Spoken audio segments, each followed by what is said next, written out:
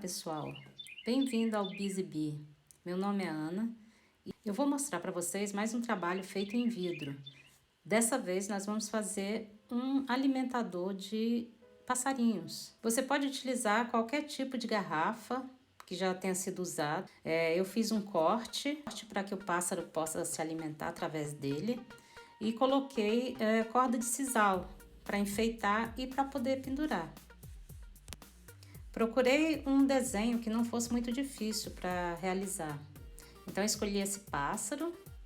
Então vamos começar.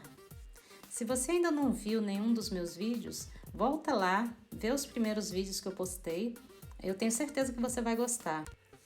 Vou tentar trazer aqui, pelo menos uma vez por semana, algo novo para você. Obrigada e vamos ao trabalho.